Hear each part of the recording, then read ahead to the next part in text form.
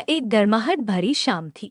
सूरज ढल रहा था। आकाश को सुनहरे और लाल रंग की छटा से रंगते हुए आंगन में पापा मम्मी अपनी पुरानी लकड़ी की कुर्सी पर धीरे धीरे झूल रही थी। उनके कंधों पर एक मुलायम शॉल डली हुई। उनके आसपास अनिल, करण, सुनील, तरुण और रवि बिल्कुल भी चुपचाप नहीं बैठे थे, बल्कि वे सब उनकी साड़ी के किनारों को खींचते हुए उनके चारों ओर भीड़ लगाए खड़े थे। पापा मम्मी, हमें कहानी सुनाइए, अनिल ने एक कोना खींचते हुए आग्रह किया। हाँ, और डरावनी हो, करण ने दूसरी तरफ खींचते हुए जोड़ा। ज्यादा डरावनी मत बनाना, रवि ने उनका पल्लू कसकर पकड़ते हुए कहा। सुनील और तरुण तो पहले से ही खिलखिला रहे थे। साड़ी के पल्लू ऐसे खींच रहे थे जैसे दादी को कुर्सी से उठाने की कोशिश कर रहे हों। बब्बा मम्मी इतनी जोर से हंसी कि उनके चश्मे लगभग नाक से फिसलने लगे।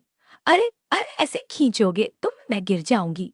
अच्छा अच्छा, सुनो, आज मैं तुम्हें एक कहानी सुनाऊंगी, और आज की कहानी होगी एक संत और 3 भूत की। इतना सुनते ही बच्चों ने तुरंत साड़ी छोड़ दी, फर्श पर अर्ध गोलाकार में बैठ गए और उत्सुकता से चमकती आंखों के साथ आगे झुक गए।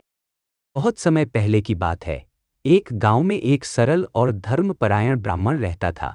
वह पूजा पाठ करके ही अपना गुजारा करता था और जरूरत से ज्यादा धन या वस्तुओं का कोई लोभ नहीं रखता था। एक दिन वह किसी दूसरे गांव में पूजा कराने गया। पूजा पूरी होने के बाद गांव के लोग उसे भोजन करवाकर कुछ अन्न और सामान दे दिए। ब्राह्मण ने उन्हें अपनी झोली में रख लिया और घर की ओर निकल पड़ा। रास्ते में उसे एक सुनसान जंगल से होकर गुजरना पड़ा। वह जंगल वैसे तो शांत था, परंतु उसके बारे में मशहूर था कि वहां भूत प्रेत रहते हैं। ब्राह्मण, जो भगवान का नाम जपते हुए जा रहा था, बिल्कुल निडर था। जैसे ही वह जंगल के बीच पहुंचा, उसके सामने 3 भूत प्रकट हो गए। पहले भूत ने कहा, अरे ब्राह्मण, तेरी झोली में क्या है?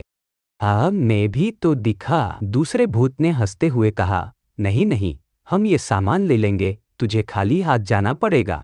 तीसरे भूत ने थोड़ी समझदारी दिखाते हुए कहा, रुको, पहले देखें कि इसमें ऐसा क्या खास है। ब्राह्मण ने शांत स्वर में कहा, भाइयों, यह तो भगवान का प्रसाद है। इसे खाने से आत्मा को शांति मिलती है। यदि तुम सच में इसे चाहो तो पहले भगवान का नाम लेकर प्रेम और आस्था से इसे ग्रहण करो। भूत, जो अब तक शरारत के मूड में थे, ब्राह्मण के शांत और निडर स्वभाव से प्रभावित हो गए। उन्होंने भगवान का नाम लिया, प्रसाद खाया और जैसे ही खाया, उनका श्राप खत्म हो गया।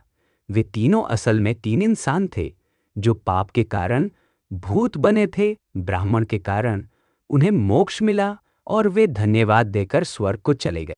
ब्राह्मण भी खुशी खुशी अपना सफर जारी रखता हुआ घर लौट आया। कहानी खत्म होते ही आंगन में कुछ पल के लिए सन्नाटा छा गया।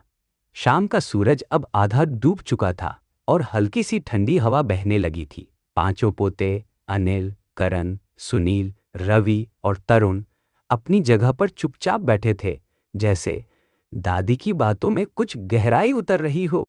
पापा मामी ने अपनी ऐनक ठीक करते हुए मुस्कुराकर कहा, तो बच्चों, इस कहानी से तुम लोगों ने क्या सीखा?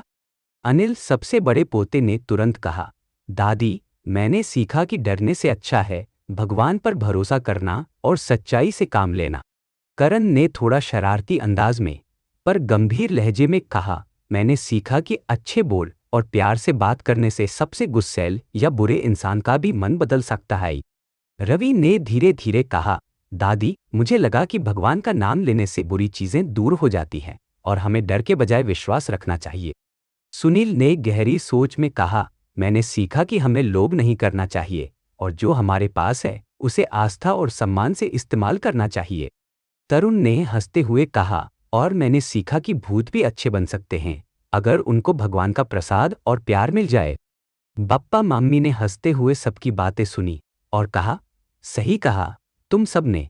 इस कहानी का असली सार यही है कि सच्चाई, निडरता और भगवान में विश्वास से हर मुश्किल आसान हो जाती है। और देखो, पढ़ाई भी ऐसी ही है। अगर मेहनत और सच्चाई से पढ़ाई करोगे तो डर और आलस खुद दूर हो जाएगा। पांचों पोते मुस्कुराए और अब उनके चेहरे पर सिर्फ उत्सुकता नहीं, बल्कि थोड़ी समझदारी भी झलक रही थी।